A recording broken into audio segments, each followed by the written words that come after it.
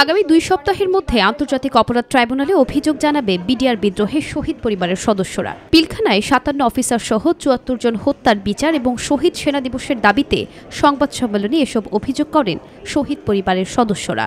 আমাদেরকে কেউ কখনো জিজ্ঞেস করে না যে আপনারা কেমন আছেন। অফিসারদেরকে সেভ করতে গিয়ে আমার বাবা শহীদ হয়েছে। এটা শহীদ সেনা দিবস হিসাবে ঘোষণা করা হোক। তৎকালীন প্রধানমন্ত্রী শেখ হাসিনা সহ শেখ সেলিম, শেখ তাপস, জাহাঙ্গীর কবির নানক এবং ঘটনার সময় যারা মিলিটারির ঊর্ধ্বতন কর্মকর্তা ছিল, সেই সাথে সাংবাদিক যারা অপপ্রচার করেছে তাদের বিরুদ্ধে অভিযোগ দাখিল করা হবে বলে জানান শহীদ কর্নেল কুদরতি খুদার ছেলে সাকিব রহমান। 2 সপ্তাহের মধ্যে আমরা আন্তর্জাতিক অপরাধ ট্রাইব্যুনাল অর্থাৎ আইসিটি ট্রাইব্যুনালে আমরা কমপ্লেইন ফাইল করব। ইনভেস্টিগেশন হবে, তখন আসলে সবাই বের হয়ে আসবে। ইতিপূর্বের সকল ঘটনাকে জনসম্মুখে তুলে ধরার কথা উল্লেখ করে শহীদদের পূর্ণ মর্যাদায় ভূষিত করা সহ 6 দফা দাবি তুলে ধরেন শহীদ পরিবারের সদস্যরা। জাতীয় সেনা শহীদ দিবস করতে হবে এবং পাঠ্যপুস্তকে থাকতে হবে।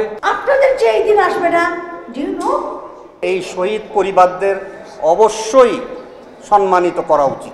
বিডিআর বিদ্রোহের পেছনে ভারত ও সাবেক প্রধানমন্ত্রী শেখ হাসিনা সরাসরি জড়িত ছিল বলেও অভিযোগ করেন তারা।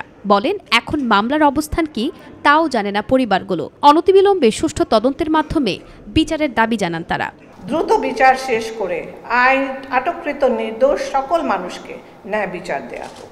কোনো মানুষ চলে গেলে কি টাকা পয়সা দিয়ে সেটার অনুপস্থিতি ফিরে পাওয়া যায়? নুসরাত শারমিন, মাই টিভি, ঢাকা।